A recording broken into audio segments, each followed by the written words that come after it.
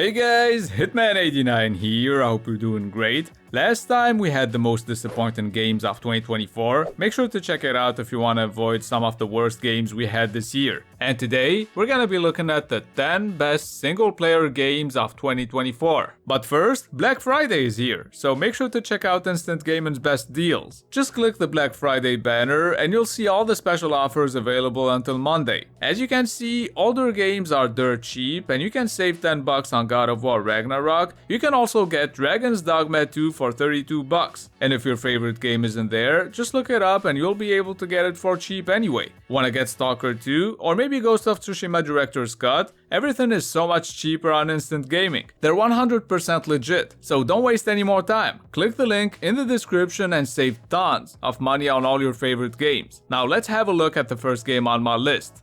Dragon's Dogma 2 had a rocky launch, but it's much better now. If you love open world RPGs where you can just pick up one of your companions and throw them next to a chest so they can open it and bring you the treasure, then Dragon's Dogma 2 is the game you need.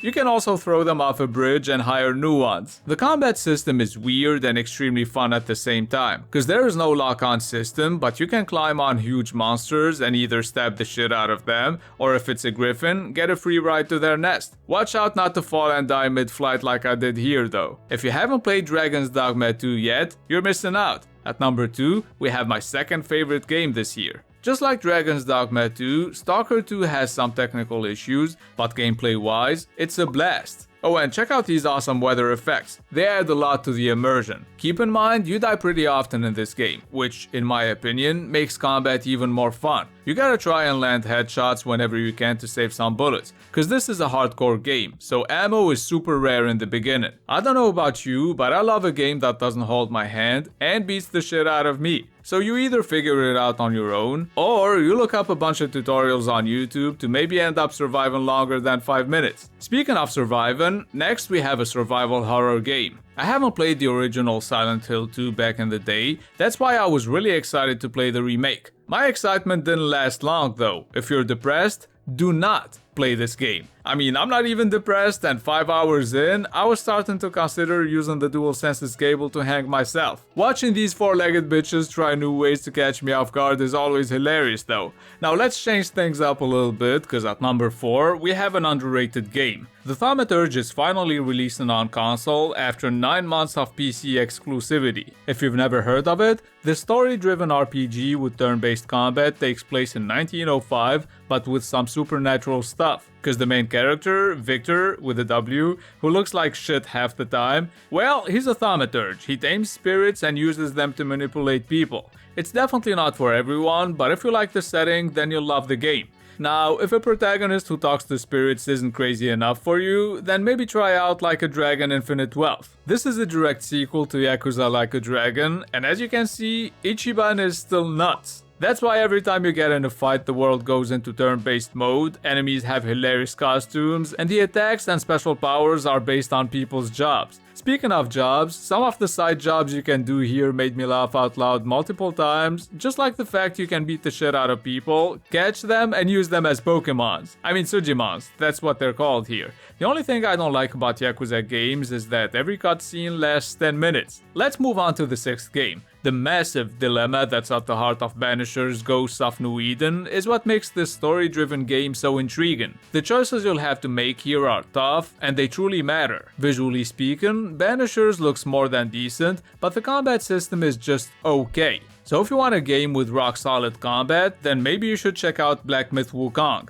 Keep in mind, this is a boss rush game, not a Souls-like, so if you suck at this kind of stuff, you'll probably never get past the first boss fight. Honestly, I prefer From Software games cause I want to be able to use big ass swords and level up a bunch of times to make the game easier. So I've only played Black Myth Wukong a little bit cause it looks stunning and I'm a graphics whore.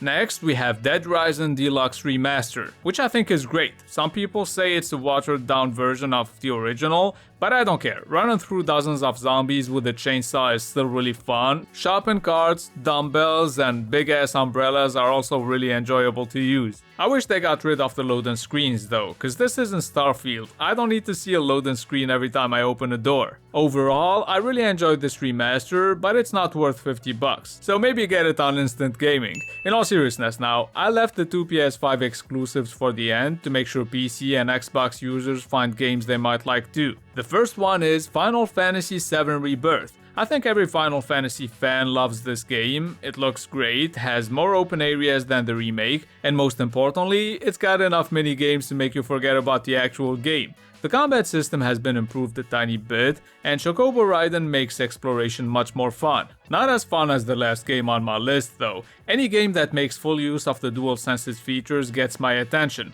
and Astro Bot does it best. It's also a super creative platformer that's not just for kids, cause usually I only like mature, extra gory games, but I really enjoyed Astro Bot. It's a must-have if you own a PS5, but if you're on PC, then these honorable mentions are for you. The only reason the games I'm about to show you didn't make the list is cause they're just PC ports of PS5 and PS4 games. Ghost of Tsushima Director's Cut is a solid option if you want an open-world samurai game that lets you use stealth or just challenge enemies to a standoff, and it also doesn't cover the screen with all kinds of useless bullshit. Horizon Forbidden West Complete Edition is the best looking open-world game yet, and it runs well too, so if you have a decent PC, definitely give it a shot. Last but not least, God of War Ragnarok isn't as good as the 2018 reboot, but it's still a really good game that's worth playing this year if you're on PC. And that's gonna be it for the best single player games of 2024. I hope you found one or two games interesting out of all the ones I named. If that's the case, a thumbs up would be awesome. Also, if you're new to the channel, please don't forget to subscribe. It's been Hitman89, have a good one. I will not stop, I am prepared to get to the top, yeah, you must beware. God, I'm like, hey.